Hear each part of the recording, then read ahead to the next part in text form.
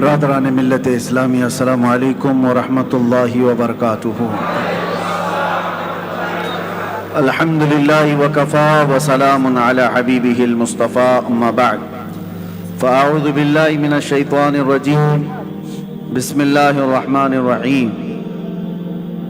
وَأَمَّا بِنِعْمَةِ رَبِّكَ فَحَدِّثْ، صدق اللہ مولانا العظیم۔ بارگاہ رسالت معاب صلی اللہ علیہ وسلم میں درود پاک کا ہدیہ پیش کریں۔ اللہم صل علی سیدنا محمد معدن الجود والکرم وآلہ واصحابہ الکرام وابنہ الکریم وبارک وسلم صلاة دائمة سرمدا ابدا۔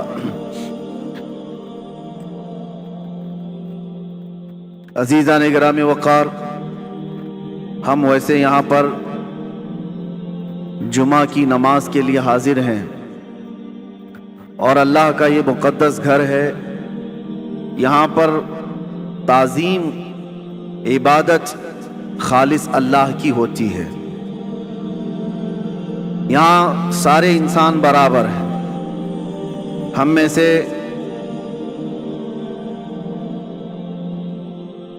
دنیاوی اعتبار سے چاہے کسی بھی مقام کا حامل ہو، لیکن یہ گھر ایسا ہے جہاں پر سب کے سب برابر ہیں۔ امیر غریب، فقیر غنی، سب ایک صف میں ہیں۔ اسی لیے کہا گیا تھا، آ گیا عین لڑائی میں گر وقت نماز، قبلہ رو ہو کے زمیں بوس ہوئی قوم حجاز۔ ایک ہی صف میں کھڑے ہو گئے محمود و ایاز، نہ کوئی بندہ رہا نہ کوئی بندہ نواز۔ یہ اسلام کی خصوصیت ہے میرے عزیزوں، اور اس خصوصیت کو ہمیشہ قائم رکھنا ہے۔ ایک بات، بہت مختصر سا وقت ہے، مولانا نے تو اس کو جلسہ بنا دیا، ورنہ تو یہ جمعہ ہی ہے۔ جمعہ الگ ہوتا ہے، جلسہ الگ ہوتا ہے۔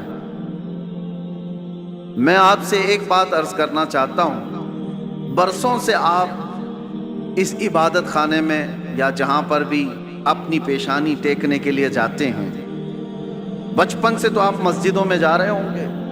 ایک مسجد ایسی کوئی مجھے بتا دو جہاں خدا کی کوئی تصویر لگائی گئی ہو، کہیں ہے؟ چلو یہاں نہیں ہے تو مولانا نے کبھی شکل بتائی ہے کہ اللہ ایسا ہوتا ہے، خدا ایسا ہوتا ہے؟ نہیں بتایا۔ یہ پوری دنیا کی واحد قوم، ایک ہی قوم ایسی ہے جو بنا دیکھے سجدے میں چلی جاتی ہے۔ ہر قوم کو دنیا میں جا کر کے آپ دیکھنا، سرچ کر کے، سب کو جھکنے کے لیے کوئی نہ کوئی مورتی کی ضرورت ہوتی ہے۔ وہ سامنے دیکھتے ہیں پھر جھکتے ہیں، اور چاہے وہ کسی بھی دین میں ہو، سب نے اپنا اپنا کچھ نہ کچھ بنا رکھا ہے۔ عیسائی اگرچہ خدا کی عبادت کی بات کرتے ہیں، لیکن انہوں نے مریم اور حضرت عیسیٰ علیہ السلام کی بھی مورتیاں بنا لی ہیں۔ یہودی اگرچہ اللہ کی عبادت کی بات کرتے ہیں، لیکن نبیوں کی مورتیاں انہوں نے بھی بنا رکھی ہیں۔ جتنے مذاہب ہیں، انہوں نے سب نے اپنی اپنی جھکنے کے لیے کچھ نہ کچھ چیزیں بنائی ہیں۔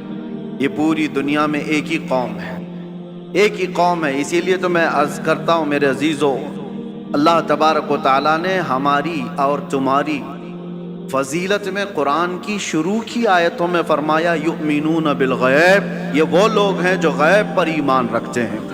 آج تک ہم نے اللہ کو دیکھا نہیں، اور لوگ یہ تانا مارتے ہیں کچھ، جیسے ابھی مسئلہ چل رہا تھا کہ ہم سب نے پکارا تھا آئی لو محمد صلی اللہ علیہ وسلم، سیدنا محمد صلی اللہ علیہ وسلم۔ میرے عزیزوں، ہمیں یہ چیزیں راستوں پر یا جلسوں پر اس طرح علل اعلان کہنے کی ضرورت کیوں پیش آتی؟ جب کوئی درندہ چھیڑتا ہے تو ہمیں پھر اظہار کرنا واجب ہو جاتا ہے۔ اگر کوئی نہ پوچھے آپ سے تو بتانا ضروری تو ہے نہیں، لیکن جب اگر کوئی چھیڑے تو پھر ہمیں بتانا واجب ہو جاتا ہے کہ ہم اپنے نبی پاک صلی اللہ علیہ وسلم سے اپنی جان سے زیادہ محبت کرتے ہیں۔ تو کسی ایسے ہی کیڑے مکوڑے نے یہ سوال کیا تھا سوشل میڈیا پر کہ یہ مسلمانوں کو دیکھو، جگہ جگہ یہ پرچم اٹھائے ہوئے ہیں کہ اپنے نبی سے محبت کرنے کی بات کرتے ہیں، ان سے ذرا پوچھو کیا انہوں نے اپنے نبی کو دیکھا ہے؟ جس سے آئی لو محمد کہہ رہے ہیں، کیا محمد صلی اللہ علیہ وسلم کو انہوں نے دیکھا ہے؟ اس ظالم کو تو میں یہ جواب دیتا ہوں، بن دیکھے جب یہ حال ہے۔ ارے دیکھتے تو بات الگ تھی، سر ہتھیلیوں پر لے کر کھڑے ہوتے۔ بنا دیکھے یہ حال ہے. کیا ہم اپنی ماؤں کو اور اپنے باپ کو بچپن سے دیکھا ہے؟ باوجود اس کے ہم اپنی ماں اور باپ سے زیادہ اپنے نبی سے محبت کرتے ہیں. یہ اللہ تبارک و تعالیٰ کی طرف سے ہمیں عطا کیا ہوا ہے.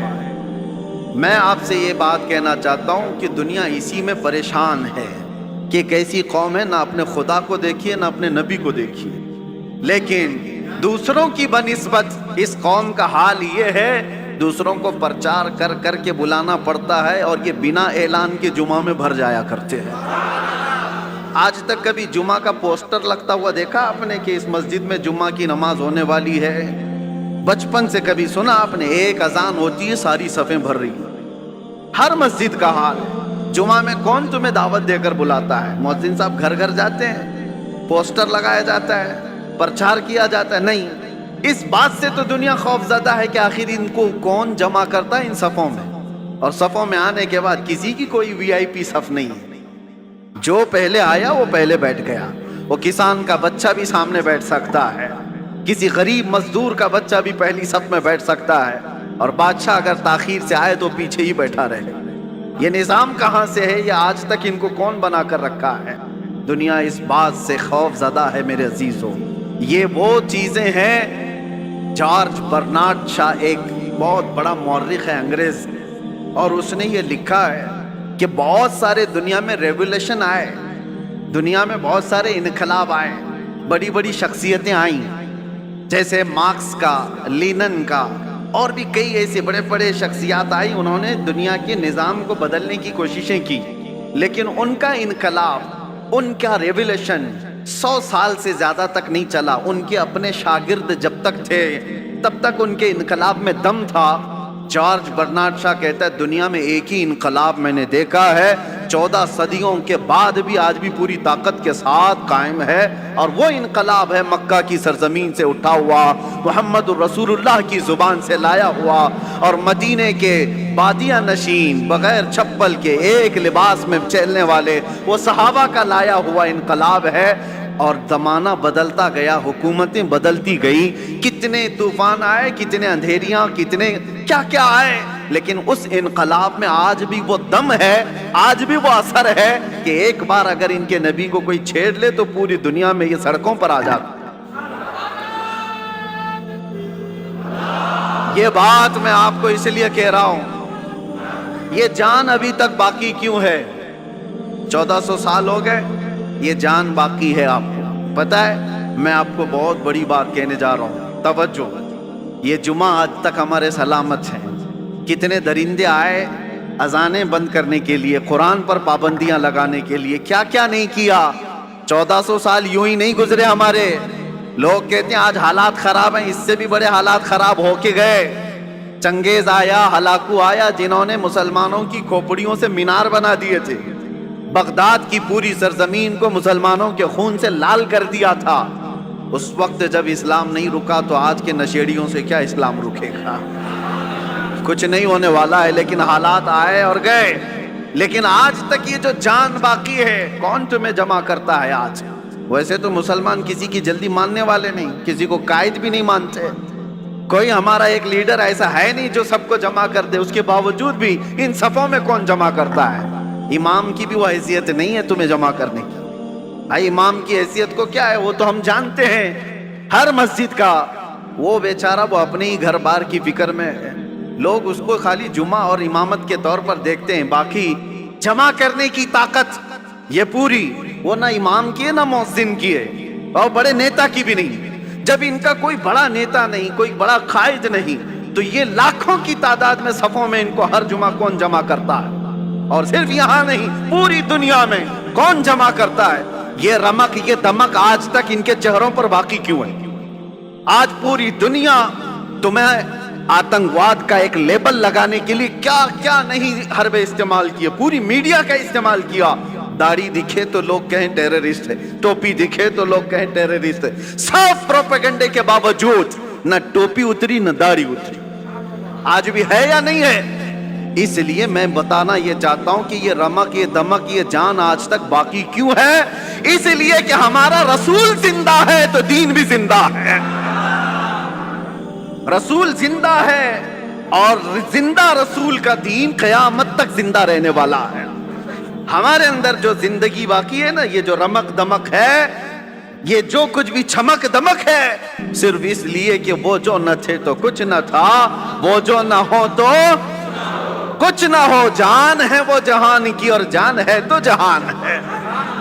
وہ ہیں آج بھی ہمارے درمیان، اسی لیے اللہ کے بڑے عذابات نہیں آتے. قرآن میں اللہ نے فرمایا وَمَا كَانَ اللَّهُ لِيُعَذِّبَهُمْ وَأَنْتَ فِيهِمْ. اللہ اس قوم پر ویسا عذاب نازل نہیں کرے گا جیسے پچھلی امتوں پر کرتا تھا، اس لیے کہ ان کے بیچ میں میرا محبوب آرام فرما ہے. اب جو بات میں کہنے جا رہا تھا وہ یہ، آپ ان مسجدوں میں آئے، کبھی خدا کی تصویر نہیں دیکھی، کبھی خدا کا کوئی چہرہ، کوئی اس کا آقا نہیں دیکھا اور نہ ہی سنا ہے، اور ہم بنا بھی نہیں سکتے. جو آنکھوں میں آ گیا وہ خدا نہیں ہو سکتا. بات سمجھ کے چلو، جو نظروں میں آ گیا وہ خدا نہیں ہو سکتا. خدا کسی چیز میں سما نہیں سکتا، وہ محیط نہیں ہے. اب دوسری بات، یہاں تک تمہاری زندگی باقی ہے. دوسری ایک بات، جب بھی آپ مسجدوں میں جاتے ہیں، امام صاحب سے کیا قرات سنتے ہیں؟ فجر میں، مغرب میں، عشاء میں تو بلند آواز سے قرات ہوتی ہے، سن تو لیتے ہوں، جمعہ میں بھی ہوتی ہے. جب بھی آپ